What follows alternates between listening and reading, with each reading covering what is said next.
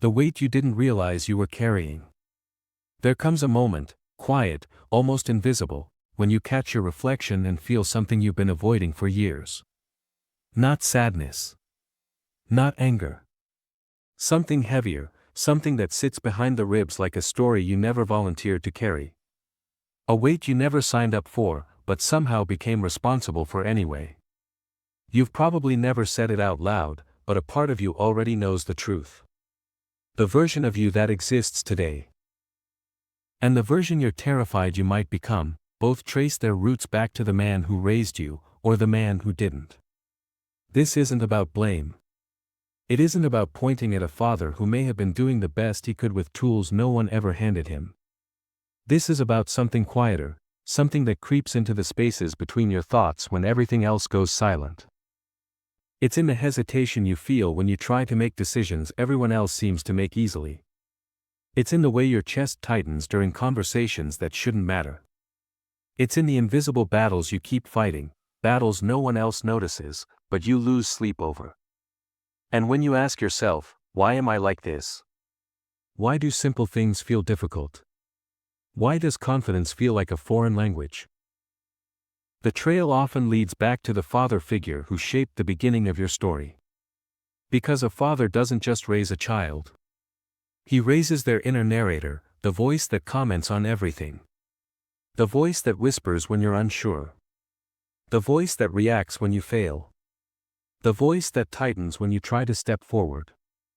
For some people, it's a supportive voice. For others, it's a cold one. And for many, it's a voice shaped by absence, soft, distant, uncertain. Maybe your father's voice became the one that made you shrink instead of rise. Hesitate instead of act. Apologize for existing instead of standing firm. But here's the part you rarely admit to yourself. You're not weak. You're conditioned. You learn survival in a place where you should have learned self-belief. And before you can rebuild who you are, you must first understand what built the version of you standing here now. Because the real story, your story, begins when you finally ask the question you've been avoiding. What if the way I learned to survive is now the very thing holding me back? The voice you inherited without realizing. A father doesn't just shape your childhood, he shapes the soundtrack inside your mind. The voice that comments on your choices, the voice that questions your worth, the voice that whispers in the background when life becomes uncertain, that voice is often built from the fragments of how he spoke, acted, reacted, and existed.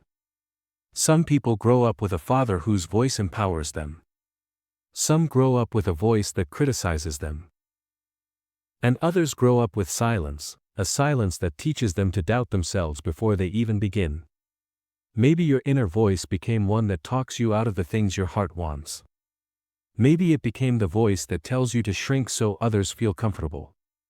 Maybe it became the voice that warns you that failure is a threat instead of a teacher. You didn't choose this voice. As a child, you simply absorbed it. Children learn by studying the world around them. They watch how their parents handle fear, respond to stress, express emotion, or avoid it. Without meaning to, you learned what the world was supposed to feel like from your father's behavior. If he responded to life with anger, you learned to tiptoe. If he responded with silence, you learned to mute your own feelings. If he had impossibly high expectations, you learned to chase validation instead of peace. If he disappeared emotionally or physically, you learned to see love as something that can vanish at any moment. You didn't grow up weak. You grew up adapting. You learned how to survive someone else's emotional climate rather than understand your own. And that kind of childhood training rewires the nervous system in ways you don't notice until adulthood. That's why pressure makes your chest tighten. Why decisions feel heavier for you. Why you overthink things other people walk through effortlessly. Why you freeze, withdraw, or shut down in moments where you wish you could step forward. Your mind wasn't taught to anticipate opportunity, it was taught to anticipate danger. But this is where things quietly shift. The patterns you inherited were created long before you had a choice. But now, as an adult, you do have a choice. And everything begins to change when you realize. Your father shaped your first voice, but he doesn't have to shape your final one. The patterns that followed you into adulthood. By the time you reached adulthood, something strange had already happened, quietly, gradually, without your permission. The lessons you absorbed in childhood didn't stay in childhood. They grew with you. They followed you into the workplace, into friendships, into the way you love, the way you speak, the way you hold yourself together even when you're falling apart. You think you're simply bad at making decisions, but the truth is, you were trained to second-guess everything. You think you hate conflict, but you were conditioned to believe conflict is dangerous.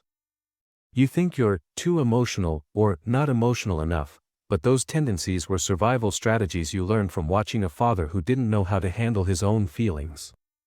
You didn't create these patterns. You inherited them. And it's not because your father was cruel or careless. Often, it's because he too was shaped by someone who didn't know any better. What you carry today may be echoes of his unresolved fears, his quiet battles, his unspoken insecurities. Generational wounds rarely look dramatic, they look like everyday habits you don't even notice. Maybe he taught you that emotions equal weakness. Maybe he taught you to hide your needs because expressing them caused tension. Maybe he taught you perfection is the only way to earn love. Maybe he taught you that silence is safer than honesty. These aren't just memories. They're internal blueprints. They show up as hesitation when opportunity appears. As guilt when you try to rest. As discomfort when someone treats you with kindness. As fear when you start succeeding. As numbness when you should feel joy. As overthinking when you try to trust yourself. And the most painful part? You've carried these patterns for so long that they feel like personality traits. But what if they aren't? What if the you think you are, is really the survivor you became? What if your self-doubt, your people-pleasing, your emotional distance, your quietness, your overanalysis aren't flaws, but coping mechanisms that once kept you safe? And what if you no longer need them? Because here's the truth many people never realize. You cannot heal what you keep calling, just the way I am. But the moment you begin questioning these inherited rules, something shifts. A new possibility appears, the possibility that you don't have to repeat the emotional blueprint you were born into. Seeing your father as a person, not a legend. Growth requires a kind of courage no one prepares you for. The courage to look at your father not as a flawless authority figure. Not as the man who was supposed to have all the answers. But as a human being carrying the ghosts of his own past. For the first time, you begin to see him clearly. Not as the giant he seemed when you were small. But as someone's frightened son. As someone raised on rules he didn't question. As a man who learned to survive long before he learned to understand himself. Maybe he never apologized, not because he didn't feel sorry, but because no one ever showed him what accountability looks like. Maybe he kept quiet, not because he lacked love, but because vulnerability felt unsafe for him too. Maybe he pushed you hard, not to break you, but because pressure was the only form of guidance he ever knew. Maybe he seemed distant. Not because he didn't care, but because emotional closeness was something he was never taught to practice. It doesn't excuse the pain you carried. It doesn't erase the patterns you inherited. But it does explain why you learned to carry them so quietly. Understanding him doesn't mean validating what hurt you. It means you finally stop feeling defective for the ways you adapted. Because when you see the origin of a wound, you stop confusing it with your identity. You begin to realize the inner critic you hear. It might be his voice talking to himself. The standards you can never reach. They were his attempts to outrun his own fear. The silence that shaped you. It was the silence he grew up inside too. You were molded by a man who was molded by another man who was molded by another. And somewhere along the line, no one stopped to ask. Does this way of living make sense? But you're asking it now. That alone makes you the turning point. The first one willing to understand rather than repeat. And once you see your father as a person shaped by his own invisible battles, something softens, not out of weakness, but out of clarity. Because clarity is what gives you the power to break the cycle he never learned how to. And that leads to the next question. One that begins shifting your entire identity. If the emotional rules you inherited no longer serve you, then who could you become without them? Questioning the rules you were raised to obey. There comes a quiet moment in every healing journey, a moment when the old emotional rules you've been living by begin to feel unfamiliar. Not wrong, just outdated, like clothes you've outgrown but kept wearing because they were all you knew. For the first time, you start to wonder, do these rules actually belong to me? Because the rules you inherited weren't written by you. They were instructions shaped by survival, passed down silently from your father's fears, his upbringing, his insecurities, his unhealed parts. Rules that became so normal you never thought to question them. Rules like, don't express too much, stay small to keep the peace, don't rely on anyone. Strength means silence, rest is laziness, don't burden people, handle everything alone, don't show sadness, don't ask for help. These weren't rules for living, they were rules for surviving someone else's emotional world. And you learned to hold your breath around tension. You learned to suppress needs so no one would be upset. You learned to stay predictable so no one would be disappointed. You learned to avoid conflict because conflict never felt safe. You learned to be strong in ways that cost you softness. You learned to be quiet in ways that cost you connection. But here's the truth you're finally ready to see. These rules kept you safe as a child, but now they're keeping you small as an adult.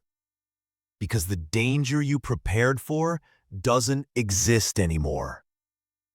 Yet a part of your nervous system still lives as if it does. That's why your voice shakes when you try to stand up for yourself. That's why you hesitate to be honest, even with people who love you. That's why you replay conversations, fearing you said too much. That's why you shut down, right when you need connection the most. That's why you feel guilty when you choose yourself for once. These aren't personality flaws, becoming the person you were never allowed to be. When you begin questioning the emotional rules you inherited, something subtle but powerful starts happening inside you.